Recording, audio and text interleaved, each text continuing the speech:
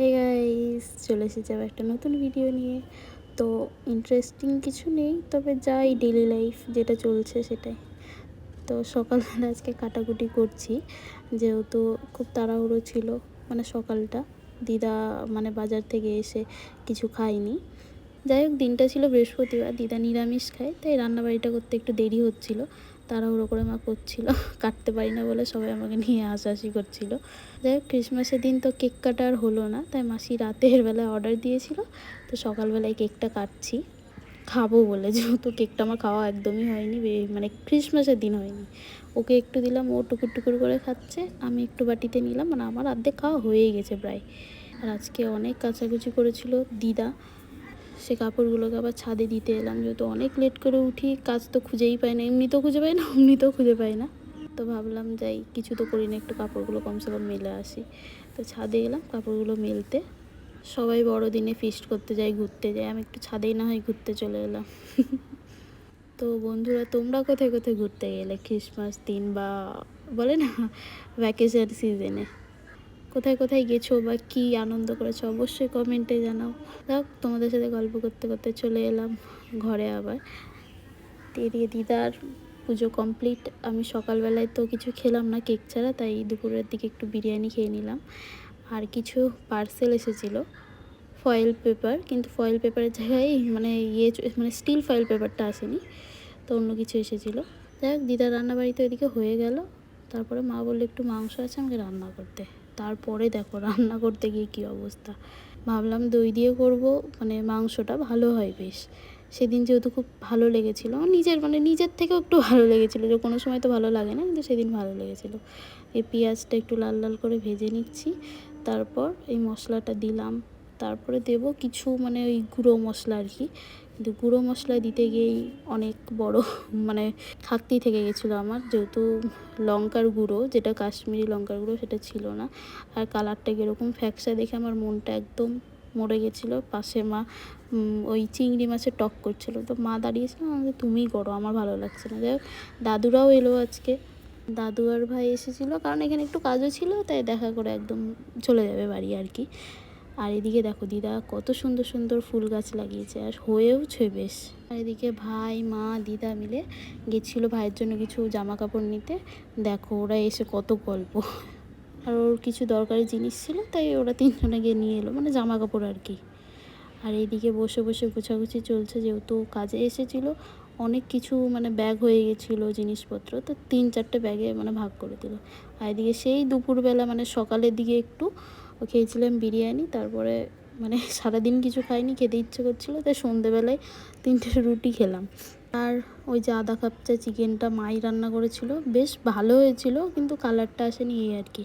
আর এই যে আমাদের মহারানী এখন ঘুম থেকে উঠলেন, মা বলছে এদিকে আমাকে ক্যাপচার করবে না, কিন্তু আমার দিদা সবসময় তোমাদেরকে সাপোর্ট করে। হাই জানাই। সবাই ঘুমিয়ে গেছে সেদিনের মতো, আজ আমার এখন কি বলবো, চাতক পাখির মতো ঘুম আসেনি। আর এখন বাজছে প্রায় 2টো, 1:30টার একটু বেশি। আর এখন আমি এসেছি খেতে চিপস, আর চিপস খেতে খেতে দুশ্চিন্তায় পড়ে গেছি, কোথায় কি হবে, কখন কিছু করব, এইসব টেনশনে আছি। তো যাই হোক, এদিকে চিপসটা খাওয়া হয়ে গেল, ফ্রিজের জল খেয়ে যাচ্ছি ঘুমোতে। যাই হোক, নেক্সট ডে মর্নিং দেখো, সকালবেলায় উঠে দিদা আর মা বাজার টাজার করে এনে এদিকে সবজি টবজি কাটাকুটি করছে, আর এদিকে মাসি চা খাচ্ছে, আর আমি মহারানী বাজছি, এখন উঠলাম ডিম পাউরুটি খাচ্ছি। আর এদের এখনও ডিসিশন চলছে আজকে কি রান্না হবে, আজকে কখন খাওয়া হবে সবাই একসাথে, কেউ আগে খাবি না, এরকম একটা ব্যাপার। আর অনেক দিন ধরে আমার যেহেতু হেয়ার কালারটা করা হচ্ছিল না, সেই কারণে আর কি মাসিকে বললাম, তো মাসি কিছু জিনিসপত্র আমাকে আনিয়ে দিল, ফয়েল পেপার, গ্লাভস, এগুলো ছিল না, ব্লিঙ্কিট থেকে তাড়াতাড়ি চলে এলো, থ্যাংক ইউ মাসি। আর এদিকে মাসির আজকে কাজের ছুটিটা আছে, তাই ফ্রেন্ডসরা মিলে একটু আড্ডা দেবে আর কি, মুভি দেখতে হবে। তো মাসি রেডি হয়ে বেরিয়ে পড়লো। এই যে আজকে টাটা জানাচ্ছে ফার্স্ট টাইম, ও অ্যাপ্রিসিয়েট করে, তবে একটু শাইনেস আছে, আমার বরমশের মতো। তো যাই হোক, আমি চলে এসেছি নিজের মেন উদ্দেশ্যে। তো আজকে আমি ফাইনালি ব্লিচ করছি আমার হেয়ারে। তো জানি না কি হবে এখনও পর্যন্ত, যেহেতু যতবারই আমি ব্লিচ করি না কেন আমার চুলে কালারটা মানে ব্লিচটা হয় না ঠিক মতো, এই কারণেই হয় না, আমার চুলে কালার ধরতে চাই না। এদিকে ব্লেন্ডার পাউডার দিয়ে আর জিনিসটা মানে মিক্স করে নিলাম, তারপরে এবার মানে সব ভাগ ভাগ করে নিয়েছি গার্ডার দিয়ে লাগিয়ে, মানে সেশনগুলো না করলে না লাগাতে খুব অসুবিধা হবে ব্লিচটা। যাই হোক, এখন কর্ম শুরু করে দিয়েছি, যেহেতু লাগাতেই হবে, যখন বেশি লেট করে লাভ নেই। অবভিয়াসলি তখন প্রায় 2টো পার, তখন আমি জাস্ট লাগাচ্ছিলাম ব্লিচটা। তো যাই হোক, এই যে টুকুর টুকুর টুকুর করে অনেকক্ষণ সময় লেগেছিল, প্রায় 1 ঘন্টার মধ্যে। তো অর্ধেক চুল ভেবেছিলাম কালার হয়ে যাবে আধ ঘন্টার মধ্যে, তবুও কিছু হয়নি। আর এদিকে তোমরা দেখতে পাচ্ছ যে আমার অর্ধেক চুল হয়ে গেছে লাগানো। এই যে ফাইনালি পিছনে দেখো কীরকম র্যাপারের মতো লাগানো সব স্টিল পেপার দিয়ে। আর এইদিকে আমি চিপস খাচ্ছি, যেহেতু একদম টায়ার্ড হয়ে গেছি, খিদে পেয়েছিল। তো মা বললো চিপস খেয়ে লাভ নেই, দুপুর হয়ে গেছে, খেতে বসো। তো মাসি তো মুভি দেখতে গেছিলো, আমি মা দিদা মিলে বসে পড়লাম। আজকে ক্র্যাবস করেছিল, শাক করেছিল আর বাঁধাকপি, বেশ ভালো লেগেছিলো খেতে। যাই হোক, এখন চলে এলাম চুলটা মানে র্যাপটা খোলার জন্য। অনেকক্ষণ হয়ে গেছিলো, প্রায় 1.5-2 ঘন্টা রেখে ফেলেছিলাম, মানে 1.5-2 ঘন্টা না, সরি 1 ঘন্টা মতো রেখে ফেলেছিলাম, কি 1.5 ঘন্টা। তারপরে ফাইনালি হেয়ার ওয়াশ করার পরে জানি ঝুটিবালি লাগছে, তবে কিছু করার নেই, এইভাবেই জিনিসটা ঠিক করতে হবে। যেহেতু পরে আবার ভাগ করলে না একটু এদিক ওদিক হলে তখন কালারটাও ভালো আসতে যাবে। কিন্তু ফাইনালি কালারটা খুব একটা খারাপ আসেনি, তবে এসেছে। আর একটু এক্সপেক্ট করেছিলাম, তো ঠিক আছে চলবে।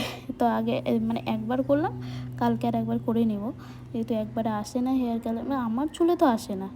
ভালো লাগছে, মানে কী তোমার ওই হেয়ার ব্লিচ কালারটা এসে গেছে, ব্লিচ কালার যেটা বলে। আর দেখো গরুর লেজের মতো আমার চুলের অবস্থা। আর এদিকে মায়ে বানিয়ে এনেছে মায়ের টোটকা, মানে যেটা পা ফাটার জন্য লাগায়।